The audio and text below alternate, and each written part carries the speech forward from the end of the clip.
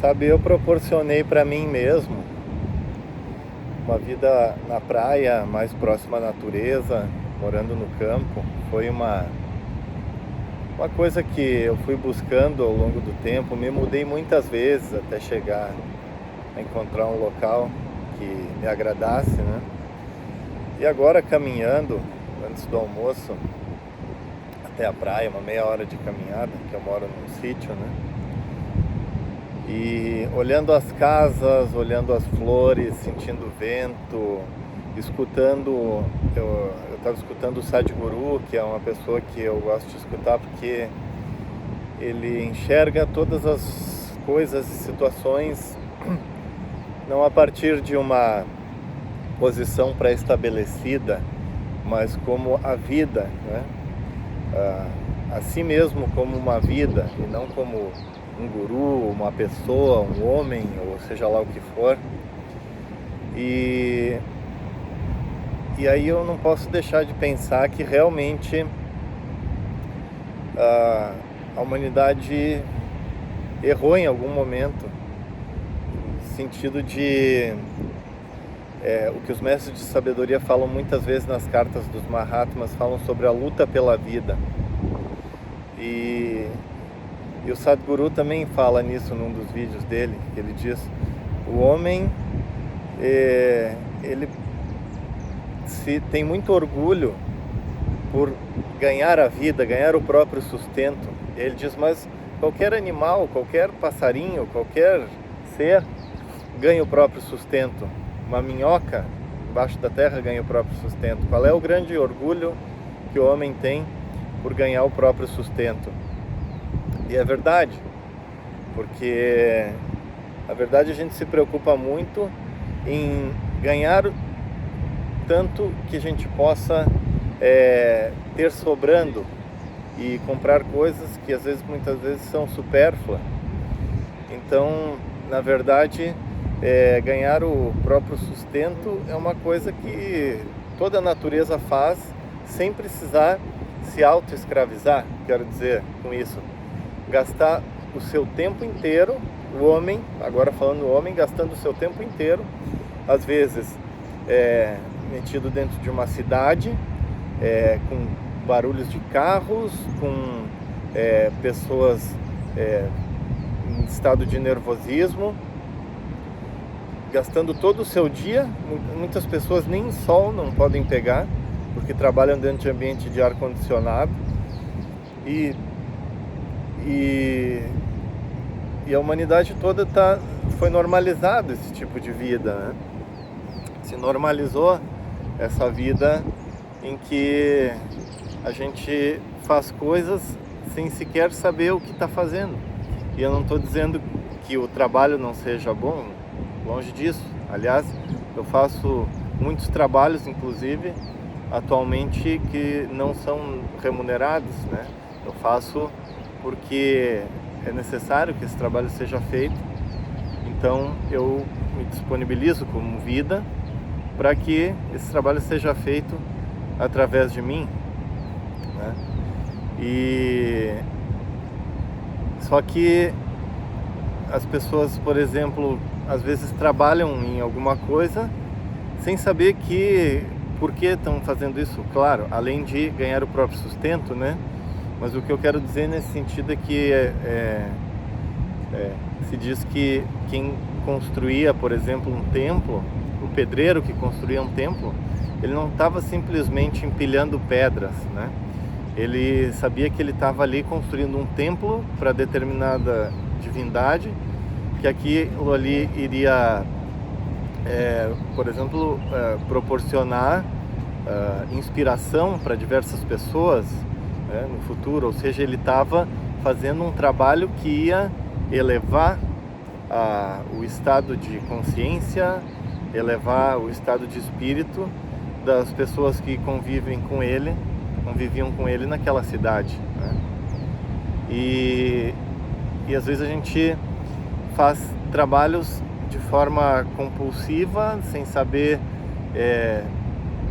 por que vai fazer aquele trabalho, né? Um trabalho repetitivo, e E não só isso, tá? Não só por não saber o que é o trabalho e fazer algo só pela própria recompensa, mas também a felicidade das pessoas está diretamente relacionada com a vocação da pessoa. Se ela está desenvolvendo um trabalho que é a sua vocação.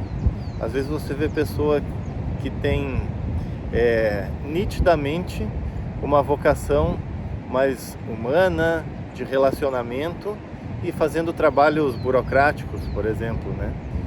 E também outras vezes você vê algumas pessoas que são mais introspectivas, que você vê que tem uma vocação mais matemática ou mais abstrata, e às vezes se submetendo a trabalhos de venda, por exemplo, que é uma violência contra o próprio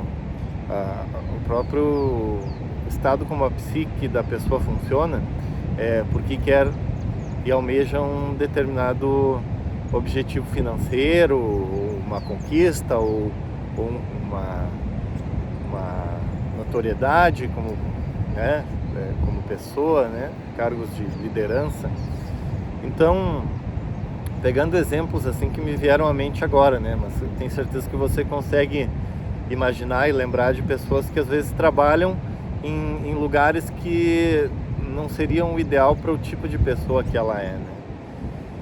E isso talvez tenha vindo até na questão de quando começou ali a Revolução Industrial, que saíram a educação de dentro dos mosteiros, né, de dentro desses locais, ou até antes, se for pegar até a Grécia clássica, né, a paideia, a educação grega, ali na época da Revolução Industrial, começou-se a criar um método de educação focado em transformar pessoas em ferramentas de trabalho, né, em pessoas que fazem um trabalho bem específico dentro de uma linha de produção, por exemplo, né, habilidades específicas para uma única profissão. E só que no atual momento esses trabalhos, né, da linha de produção e vários outros também já estão sendo substituídos por robôs e inteligência artificial. Então a reflexão que eu gostaria de fazer e deixar aqui é que talvez nesse momento em que muitas pessoas estão preocupadas em que várias profissões vão deixar de existir devido à inteligência artificial e à robótica, talvez isso não seja uma coisa ruim. Talvez isso seja a melhor coisa que poderia ter acontecido, porque o ser humano pode agora voltar a fazer coisas de ser humano e não coisas de robô, né? Que um robô deveria estar fazendo. Coisas que, por exemplo, ele tem que dedicar lá 50% da vida dele a fazer uma coisa repetitiva que está muito aquém do que ele poderia fazer. Eu não sei se vocês viram aquele filme, O Guia do Mochileiro das Galáxias, e lá tem um robô que ele é super inteligente, ele tem um cabeção, né, um super cérebro, e ele é meio depressivo, e porque ele pode fazer muitas coisas, só que pediam para ele coisas bem simplórias para ele fazer. Por exemplo, tocaram a porta lá da nave, né, a campainha, aí disseram, vai atender a porta, e ele falou, com um cérebro desse tamanho que eu posso fazer não sei quantos bilhões de cálculos por segundo, e me mandam atender a porta, né? Então, o ser humano ele tem uma capacidade de criatividade, uma capacidade de inovação, de insights para resolução de problemas e de enxergar novos meios de enxergar a vida, a natureza, o universo, de desvendar esse mistério que é o universo, de desvendar esse mistério que é o próprio ser humano, que pode inclusive ter uma vivência muito mais plena, né, iluminada, completa, desde que, em vez de ele ficar se focando em fazer pequenas tarefas laboriosas, dia após dia, repetitiva, ele possa começar a deixar esse eu interno, essa luz interior que ele tem dentro dele mesmo, começar a respirar junto com tudo, como eu falei, sentindo o vento, o sol, enxergando olho no olho de uma pessoa, deixando esse fluir do interno, poder se conectar com todas as coisas, não mais se limitar a uma pequena caixa, né? Então talvez essa nova fase que a humanidade vai ter que enfrentar, claro que primeiramente ela gera uma crise, porque toda mudança gera as dores do parto, né? As dores do nascimento, quebrar a inércia, né? Algo que está parado e tem que começar a se mexer. É como um trem que começa a sua marcha e gera aqueles sons de ferro, com ferro rangendo, mas depois que começa a pegar uma determinada velocidade e que é quebrado a inércia, talvez então o ser humano esteja entrando numa nova fase onde ele vai voltar a desenvolver as suas potencialidades humanas de fato, né? E talvez a gente possa então nos reencontrar com aquele caminho de evolução que seria o nosso caminho natural e que em algum momento a gente se perdeu por conveniência, por essa questão positivista de querer grandes feitos no mundo físico, né? Que não foram ruins, né? Facilitou muito a vida de diversas pessoas, porém mesmo o conforto em excesso acaba fazendo o que Buda nos falou, que a corda não pode estar muito fraca, porque senão não sai som, ela tem que ter uma tensão correta para poder produzir o som do instrumento musical, certo? Então essa é a reflexão que eu deixo, né? De que se nós talvez não estamos desperdiçando a nossa vida com tarefas repetitivas e que não deixam o nosso real potencial se expressar, e que se talvez a humanidade, ao contrário do que muitos estão vendo aí, que seja algo ruim, que vários empregos vão ser extintos, talvez seja algo bom, porque o ser humano vai voltar a fazer coisas de ser humano.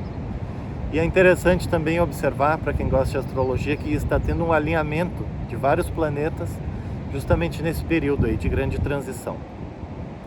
Então gostaria também de convidar vocês, como sempre, para as aulas da Sociedade Teosófica. Basta acessar aqui no YouTube, Sociedade Teosófica no Brasil, canal, ou aqui na bios do canal Show de Ideias, aqui no YouTube tem o link da Sociedade Teosófica, e também tem o link do nosso grupo de WhatsApp, onde eu sempre posto conteúdo, vídeos, reflexões, e também as palestras e aulas da Sociedade Teosófica. E inscreva-se no canal, liga o sininho para receber outros vídeos. Um grande abraço.